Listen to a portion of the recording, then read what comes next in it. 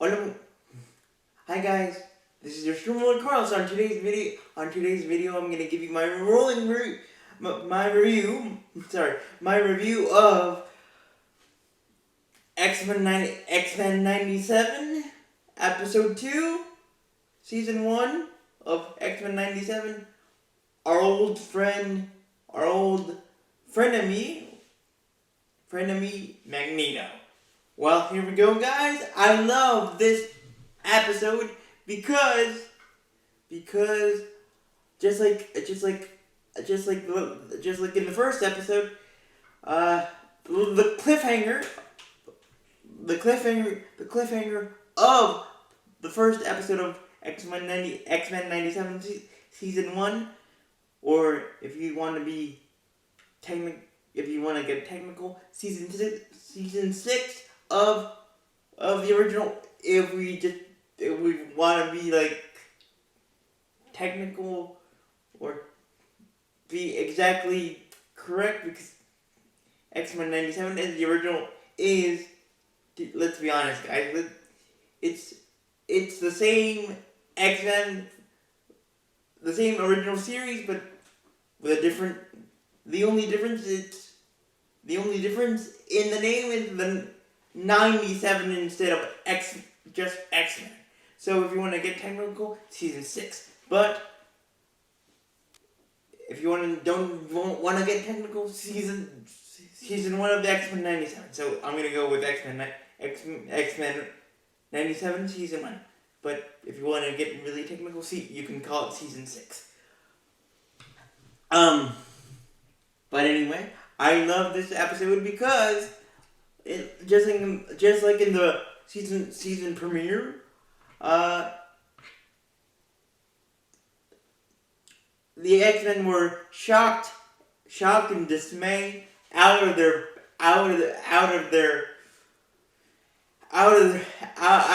wrestling boots, because they discovered that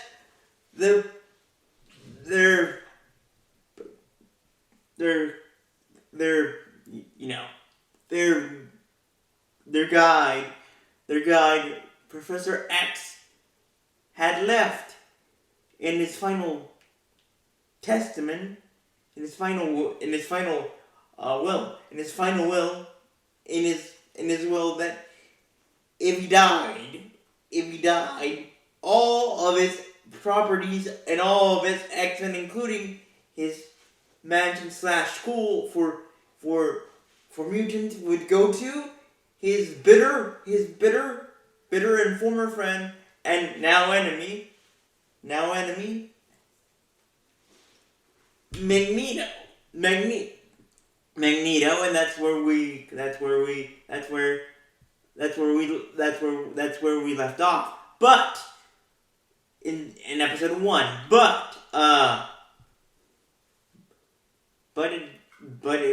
it would get more it gets more complicated in episode 2, and here's why. First of all, like I said in my episode 1 review of X-Men 97, Cyclops feels the weight on his shoulders to be the leader, to be the new leader of the X-Men. But with Magneto now entering the picture, he's like, wait,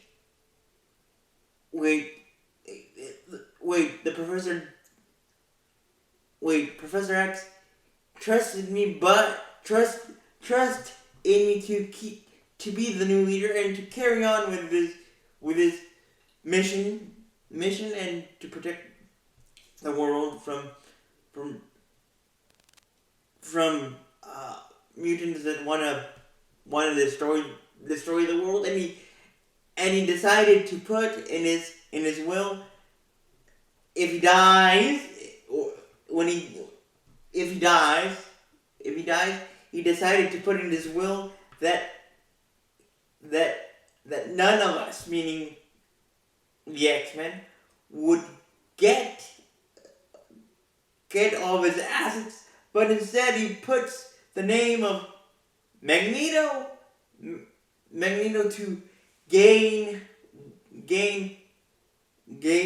everything that Professor X owns, including the mansion including the X Mansion, everything that. So Cyclops is like, dude, no. First of all, you, Magneto, throughout the original series of the X-Men, you wanted the human race to just be destroyed,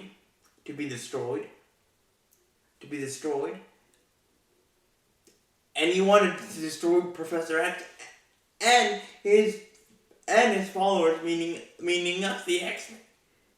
And now we have to be okay with the fact that Professor X signed and sealed and said, okay, if I die, if anything happens to me, Magneto, my old friend, now enemy, will be the owner of everything that I owe, that I have in my possession. And Cyclops is beside himself. He's not having it. He's not happy about it. And the rest of the X-Men, Wolverine, Storm, Jean, Beast, Jubilee, the new version of Jubilee, Ricardo Acosta,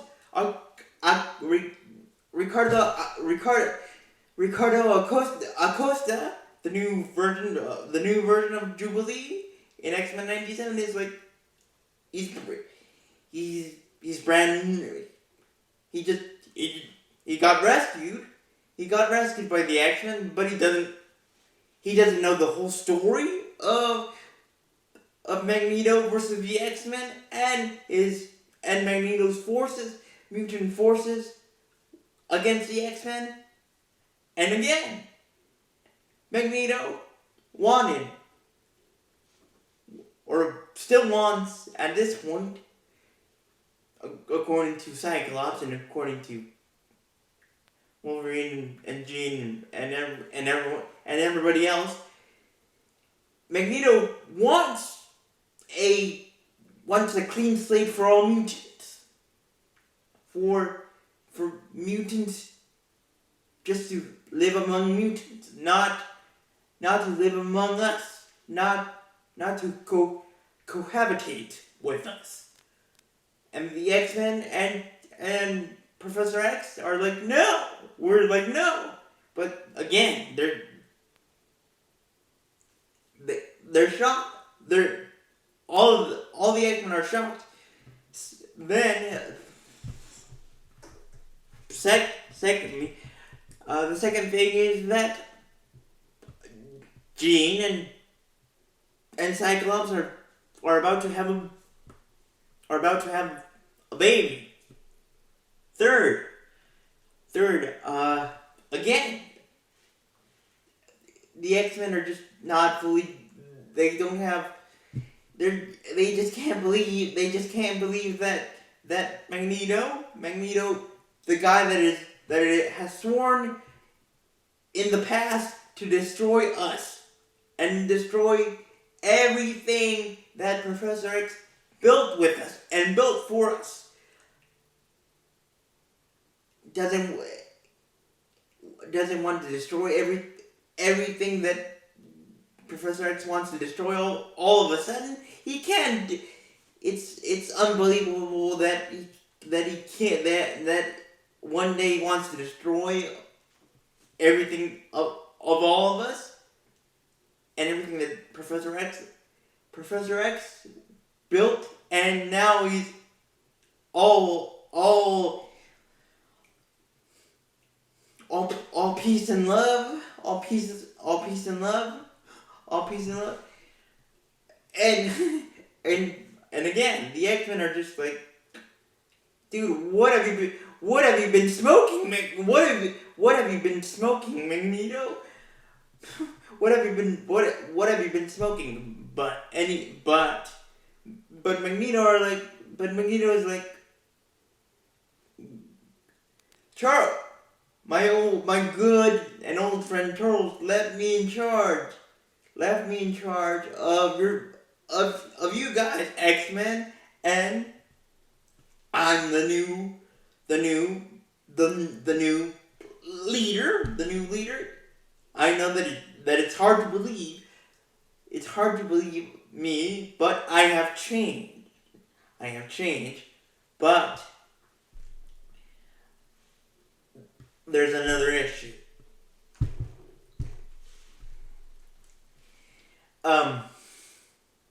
Since Magneto has turned a new leaf, has turned good all of a sudden, but he still has to pay for all the damage that he did in the past to us, the humans, and to all good to pro-mutant supporters and anti-mutant supporters that don't want to cohabitate with mutants among the earth. And here comes Professor X's government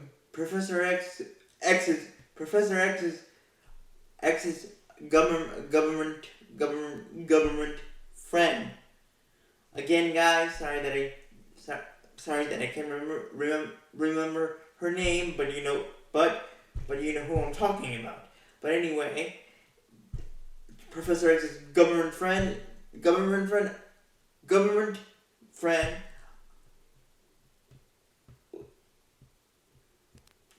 you know, she and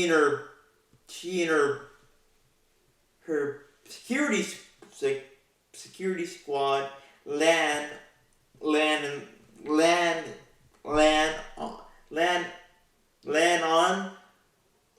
in the front yard of the X Mansion, and they arrest Magneto with surprisingly with no contrition, with no attack from Magneto. Of course, he has the anti-power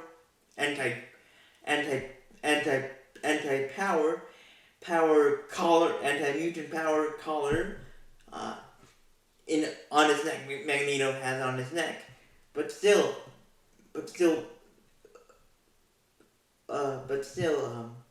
Magneto doesn't. But I think that if Magneto didn't have the collar, didn't have the anti-power collar that he had, I think he wouldn't have attacked Professor X's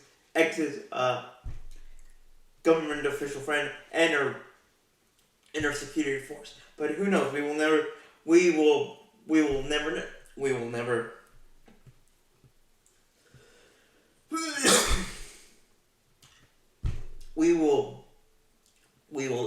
never know. Now, the official reason why Professor X's government official landed on the lawn of the X Mansion was to obviously obviously to capture Magneto, but in reality, the reason why, well, scratch that. The reason why Professor X's government official was so important in this episode, excluding the reason why she and her security force captured or arrested Magneto, but the most important reason was that back in the original series of the X-Men, there was a mutant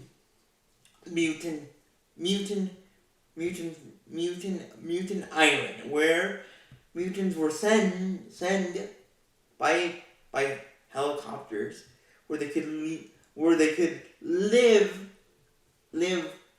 free without getting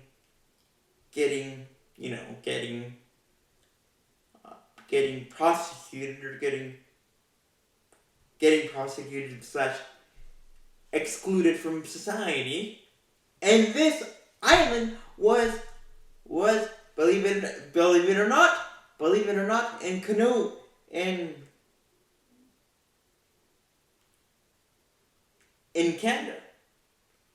In Canada.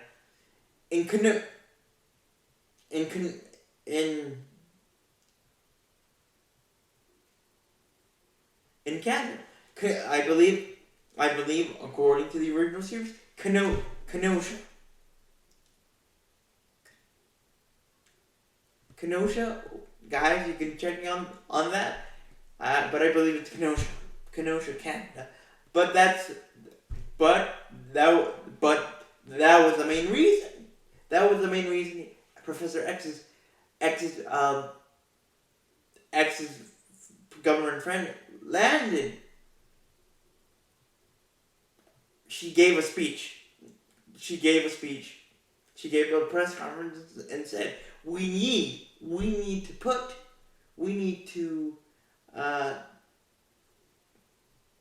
put Kenosha, or the mutant island of Kenosha, and say that we support Kenosha to be our ally, our friend for the U.S. and for the entire world. So that was the whole idea. That was the whole idea of Professor X's government friend official. But technically, she said that in the press conference, but she obviously wanted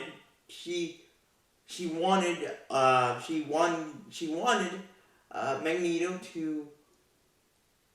to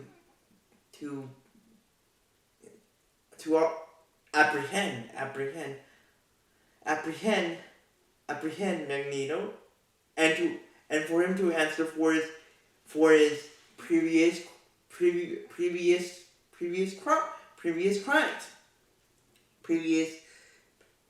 crimes. So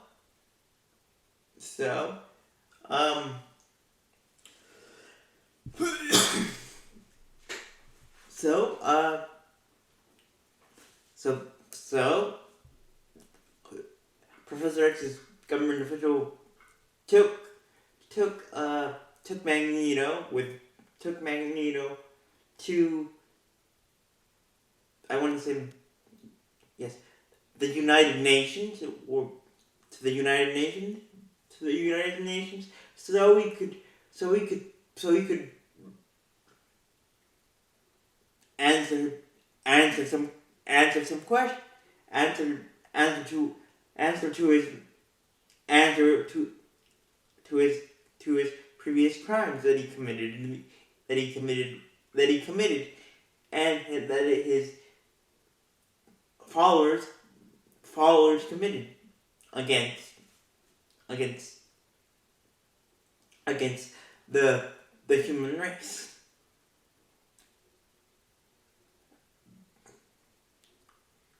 And of course, the X-Men, including Cyclops and everyone else, were like,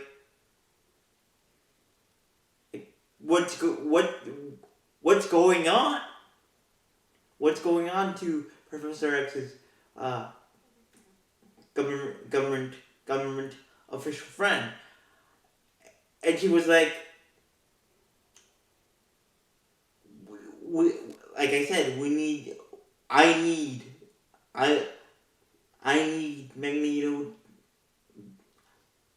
I need to bring Magneto to the United Nations to answer for his crimes that he did in the crimes that he did in the past. And Cyclops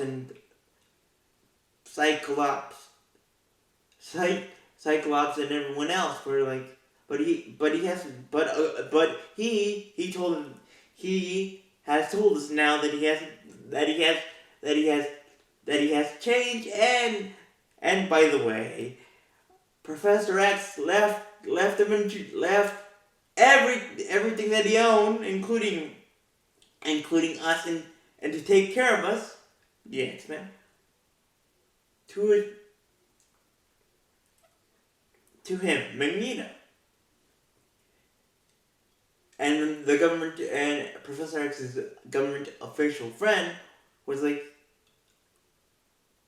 what?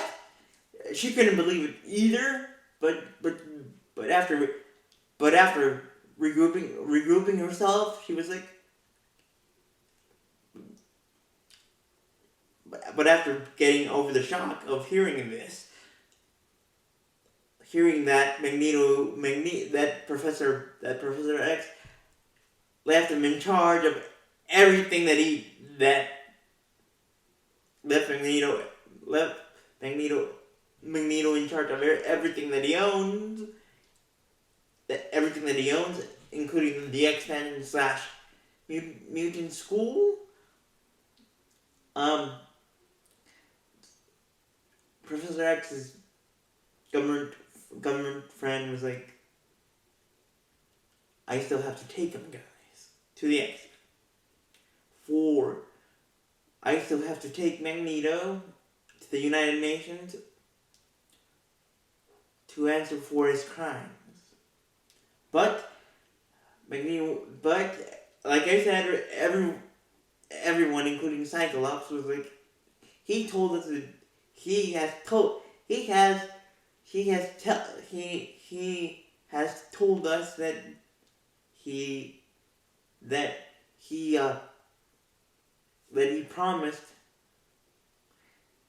promised himself and Professor X, and Professor X, in his self-conscience, that in Magneto's self-conscience, that if anything were to happen to Professor X, I would take care of everything that Charles cared and dear for the rest of my life, including the X-Men.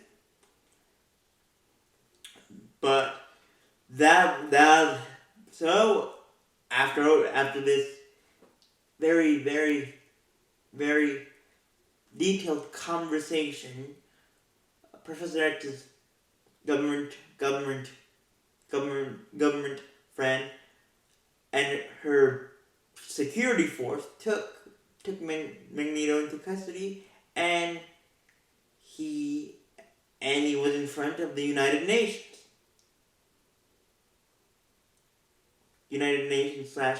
/ Congress. Let's go with Congress. with Congress. But there was danger ahead. Apparently, a mutant called the I want to say, guys, the Executioner, a a uh, a vigilante, a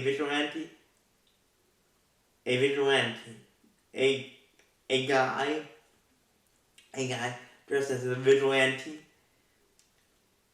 His goal or his mission was to assassinate Magneto in the United Nations. While he was being questioned in Congress slash the United Nations. So in one of the questions, or one of the congressmen was tearing down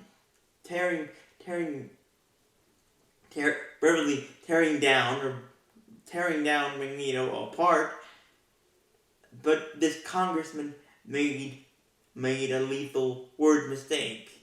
He said,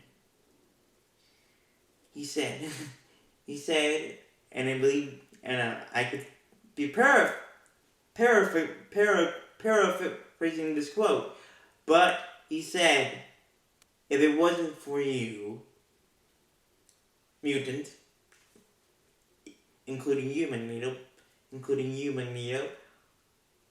the world would be a better place. The world would be a better place." Magneto got obviously,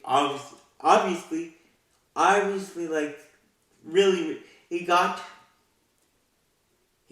very mad. The Undertaker inside Magneto. Yes, the Undertaker inside Magneto came out with anger, and Magneto said to the United Nations / Congress, you people have besmirched, have vilified my race, mutants, and have called us many names, and vilified us, have crucified us, have verbally crucified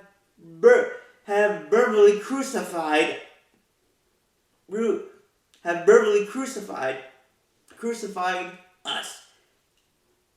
And what have we done? We have saved all of you from catastrophes, from mutants, that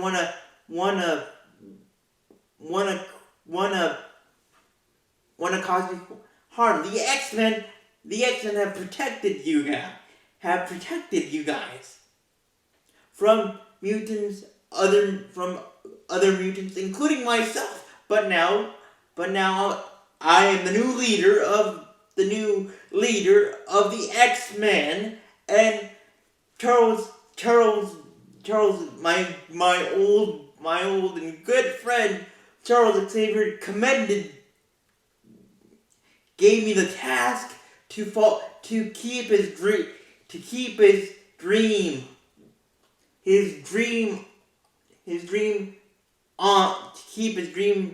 alive, to have a world someday, where mutants and humanity could cohabitate in peace. But you people haven't gotten the grasp of this, haven't gotten that message yet. But then Magneto started to get really the Undertaker inside of him got really mad. At this same time as Magneto was getting mad, back at the mansion, back at the X Mansion, Jean was doing her thing, just resting, doing her thing, and then she got a very powerful contraction, and that's when she realized that her baby, that her and Cyclops baby was about to come out, was ready to come out, and at that same time, as Jean's contraction got even more consistently power in the pain,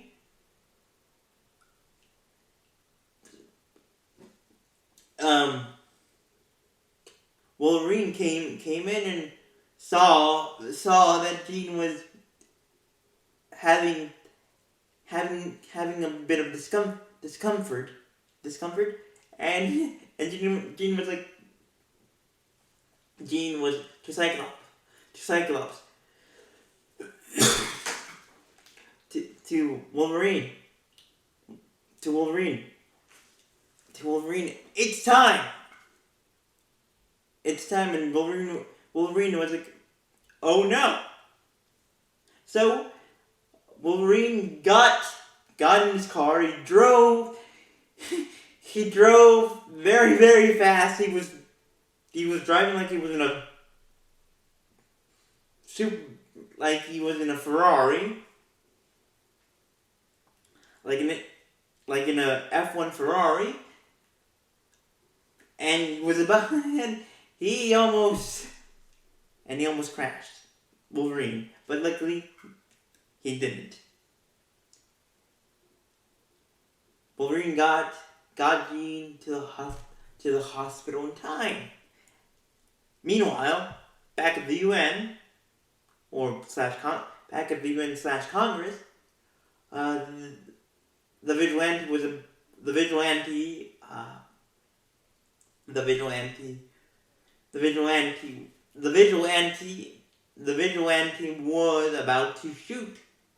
about to murder Magneto, but luckily the X-Men were able to stop him. But tragically, before they were able to fully stop the vigilante, the bullet that was supposed to strike Magneto and kill him, the vigilante decided to shoot the bullet that was meant for Magneto, to shoot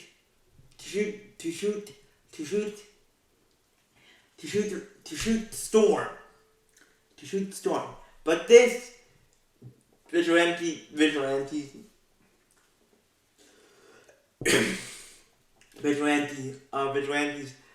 bullet wasn't your normal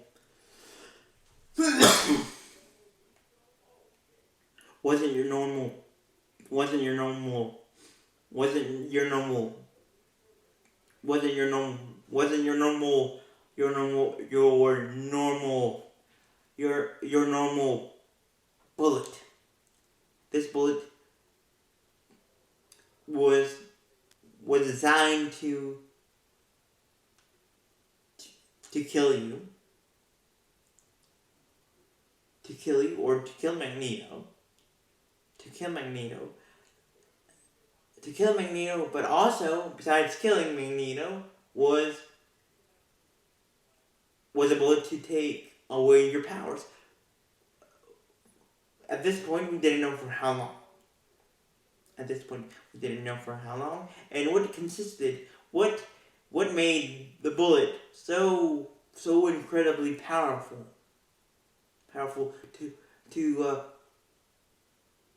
to make the bullet take your mutation powers away from you. So the vigilante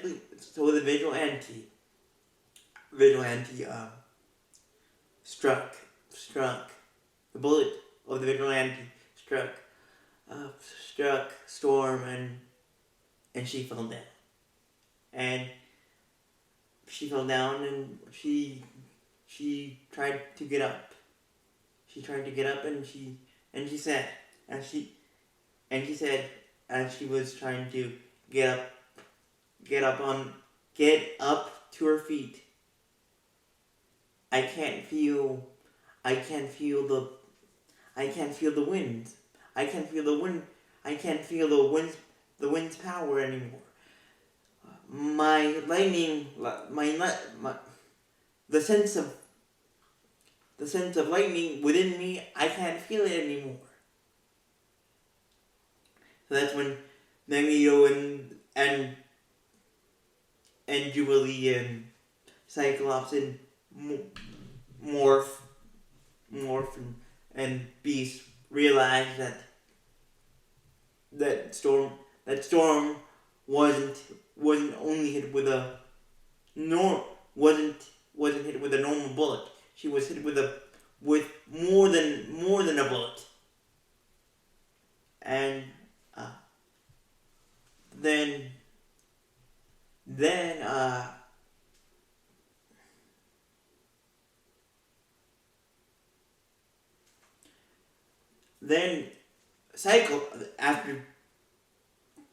after the UN was cleaned up and cleared, and the vigilante was apprehended, Cyclops got to the hospital, and that's when Jean was very happy to see her husband of 5 years, but technically with X-Men97 of 6 years, and Jean gave birth to a beautiful baby boy named Nathan Charles Scott Summer. The Nathan, cool name, cool first name, Charles Xavier Scott Summers, Nathan Charles Xavier Summers. The Charles is for Professor X. Xavier is for Professor X's last name, Xavier, and Summers is for Cyclops' last name. Then everyone got back to the match. Jean was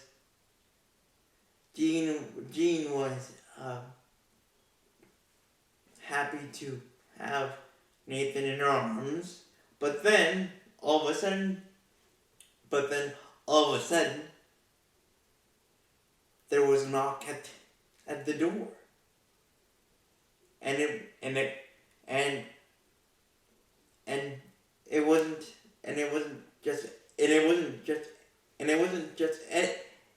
just anyone. It was Jean. Yes, I'm saying Jean. Yes, Jean, the one that just gave birth, and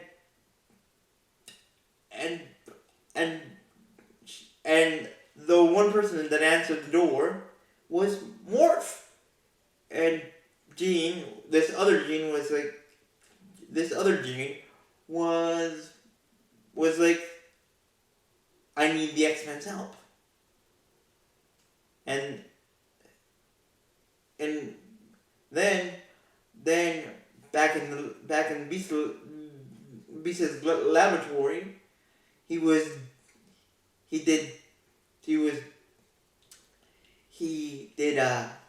some research on the Vigilante's bullet, and Beast gave some very bad news to Storm. That the bullet wasn't just any bullet; it was a bullet that contained some type of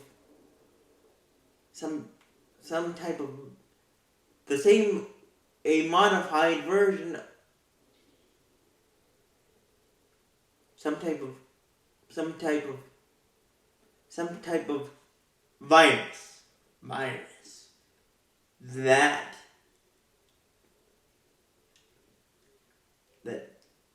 some type of virus that is multiplying in that when the vigilante, that when the bullet hit you, Storm, it took away your powers for good. Of course, Storm was like, Storm, after hearing this, she was in total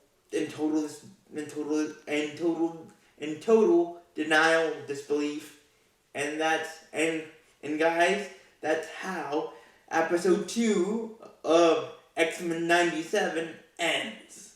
So with that, guys, leave a like, and let me know what part of episode 2 of X-Men 97 did you like? And the second thing that I want you to put your comments on or that I want your opinion on, what would you have done if another gene would appear at your doorstep if you were living at the expansion? Thank you guys for watching. Bye.